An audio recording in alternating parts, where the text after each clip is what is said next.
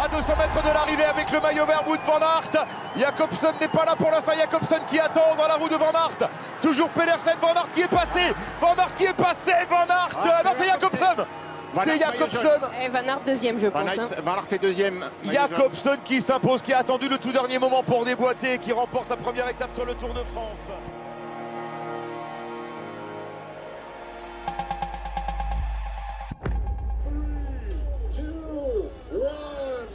C'est parti.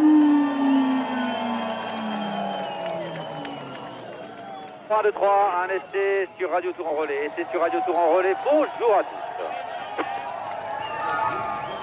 Le peloton va s'élancer pour la dernière fois depuis le Danemark. Les coureurs sont dans la partie neutralisée avant de prendre le départ depuis Veldieu. Attention pour le départ réel de la troisième étape du Tour de France. Stop, départ réel donné, accélération immédiate des meilleures fois. Dès le baisser de drapeau, kilomètre zéro, la première banderille est placée par Magnus Cort Nielsen en personne. Le reste du peloton le laisse filer en solitaire pour une longue parade en terre danoise. Déjà échappé hier, il est à l'avant pour les poids et surtout pour profiter des derniers kilomètres de ce tour au Danemark. It's a dream come true to stand here on a Tour de France podium in Denmark. It doesn't get much bigger than that, I think, for any rider now. To the biggest worries in the world come to your country, and you are able to be on the podium after the stage. That's really huge for me. Le peloton laisse rapidement plus de 6 minutes à l'homme de tête qui parade.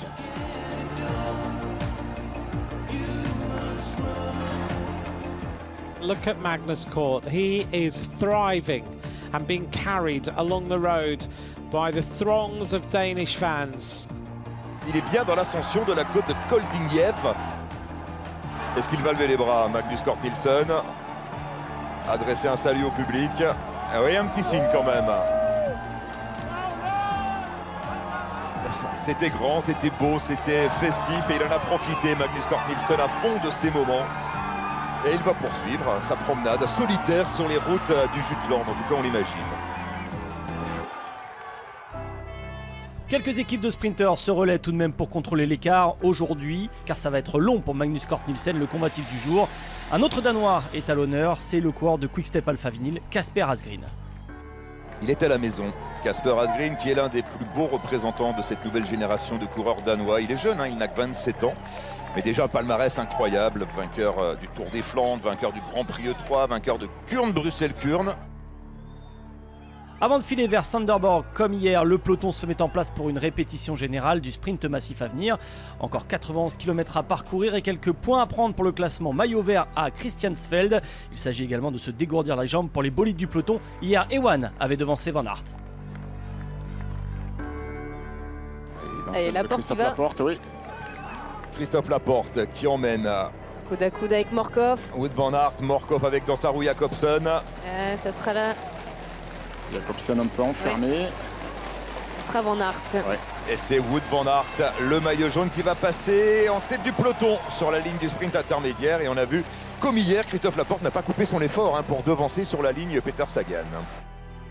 Magnus Cort Nielsen est toujours seul à l'avant avec un peu plus d'1 minute d'avance sur un peloton qui contrôle. Le dernier à avoir fait un tel effort en solitaire sur le Tour de France, c'est Johan Ofredo en 2018 vers Chartres. Il avait passé 145 km seul en tête. Voilà, il a fait donc ce qu'il avait à faire, ce maillot de meilleur grimpeur. Il est consolidé, mais le peloton revient. Voilà, il attend tout le monde. Au revoir et merci. Merci à lui, merci au public danois pour l'avoir soutenu dans son aventure. Après l'aventure Cort Nielsen, les équipes de sprinteurs vont faire le travail pour se replacer à l'avant pour la dernière partie de l'étape alors qu'il reste moins de 50 km et surtout afin d'éviter les pièges et d'aborder au mieux le final. On roule un peu plus vite désormais avec des passages à près de 55 km/h. Le final justement s'annonce donc très rapide avec une très longue ligne droite de près de 800 mètres après un long virage à gauche. Après ce dernier virage d'ailleurs, les sprinteurs seront lâchés sur une route large qui permettra à plusieurs trains de sprint d'occuper toute la chaussée pour une arrivée à grande vitesse. Oh, il y a une chute. Ah oui, il y a une chute. Voilà. Au moment où je disais ça, bien, ça tombe sur les pavés. Oui, il y avait un rétrécissement.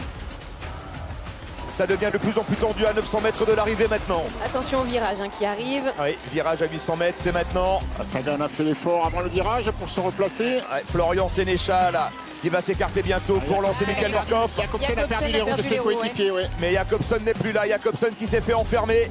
Est-ce qu'il aura le temps de remonter Fabio Jakobsen? Il y a peut-être une ouverture pour les autres sprinteurs aujourd'hui. Son équipe lance, mais elle ne sait pas qu'il est plus dans la roue. Non, il est plus là, Jakobsen. Il peut toujours jouer la gagne. Hein. Il a Caleb Ewan juste devant lui. Avec Jasper Stuyven qui va emmener Mats Pedersen maintenant dans quelques instants. Quinn Simmons s'est écarté. C'est Van Aert super bien placé. Allez, Morkov, mais oui, il n'a pas Jakobsen dans sa roue. Michael Morkov qui fait une petite vague en s'écartant. C'est Van Aert qui est bien placé là. Et c'est Wout Van Aert maintenant. Attention à Sagan. Wout Van Aert avec Peter Sagan à côté. Wout Van Aert, Peter Sagan, c'est chaud entre Van Aert et Sagan qui s'impose. C'est Dylan Groenewegen. Et Caleb Ewan gêné également, il n'a pas su passer.